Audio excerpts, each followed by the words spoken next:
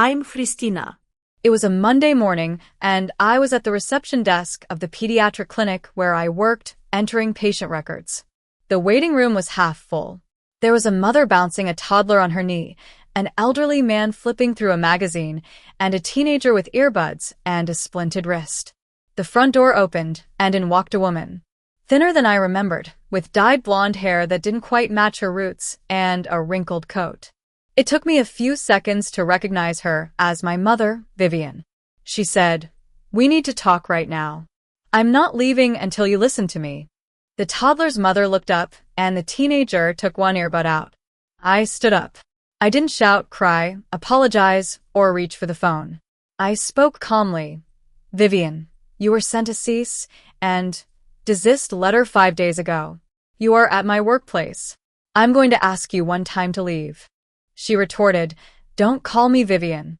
I am your mother." I looked her straight in the eye, something I couldn't do when I was 12. A mother does not leave her 12-year-old alone for a month with $20 and no phone. You lost that title in a courtroom 13 years ago. The waiting room went silent. My office manager, Lily, appeared from the back hallway. She positioned herself between Vivian and the reception desk, arms crossed. "Ma'am, I need you to leave now or I'm calling the police." Vivian looked around, but no one took her side. She turned and walked out. As I sat back down, my hands were steady, but my heart was racing. This encounter brought back a flood of memories. My mother, Vivian, was a real estate agent. On the surface, she was charming, always the life of the party. At parent-teacher meetings, which she rarely attended, she made a great impression on the teachers. But at home, she was a different person. She was often absent, both physically and emotionally. When I was 8, I had a high fever that lasted for days. She had a business event and left me with a cold bowl of soup and some medicine, telling me not to call unless it was an emergency, and a fever didn't count. When I was 10, a man named Ethan entered our lives. He was a sales executive for a large company, drove a fancy car, and always smelled of expensive cologne. He never really saw me. Every plan he made with my mother was for us, and I was never included. The weekends changed. Friday afternoons, my mother would get all dressed up. Ethan's car would arrive, and they'd leave. At first, she asked our neighbor, Mrs. Thompson, to check on me. Mrs. Thompson was a kind, retired schoolteacher with a love for gardening. But after a while, my mother stopped asking. I was left alone from Friday night to Sunday night. I learned to cook simple meals, set alarms, and lock the doors. One evening, my mother forgot to pick me up from school. I sat on the bench outside for hours until the security guard called her.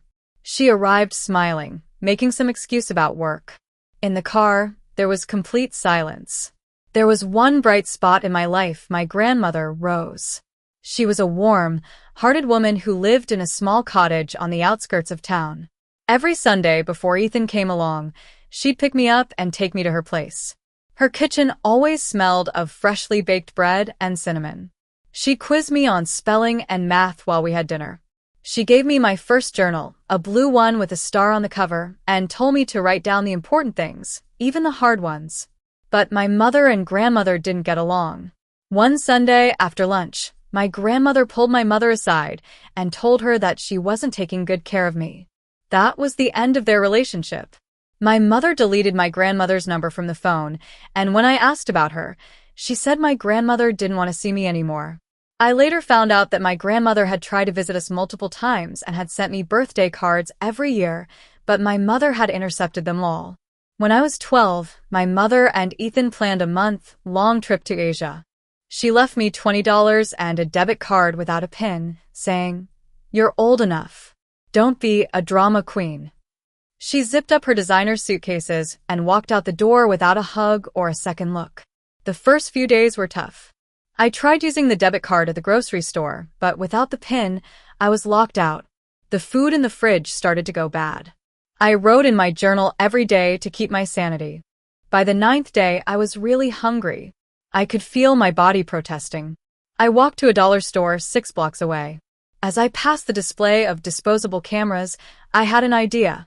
I knew that when my mother came back, she'd deny everything.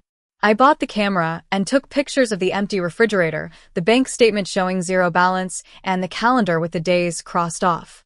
On the 12th day, the power went out. My mother hadn't paid the bill.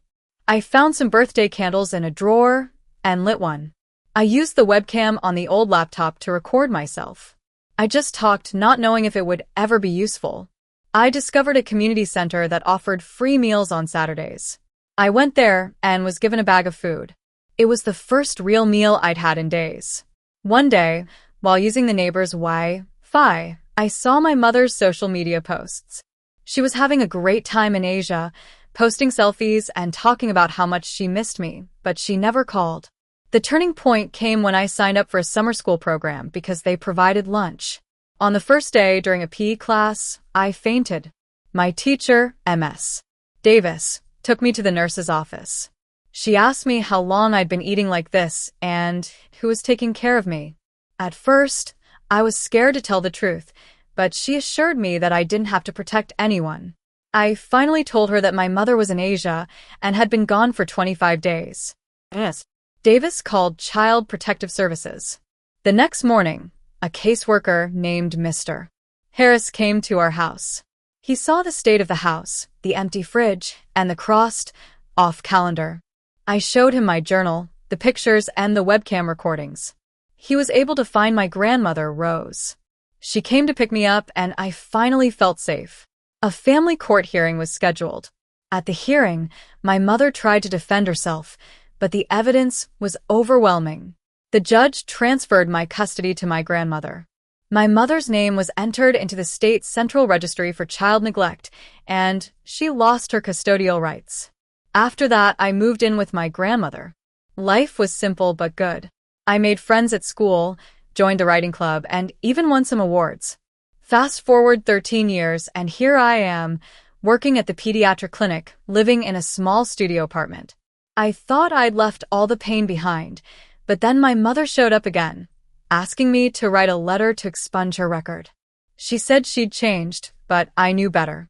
I called a legal aid clinic and they sent her a cease and desist letter. But she violated it and came to my workplace. After this incident, I know I've made the right decision to stand up for myself.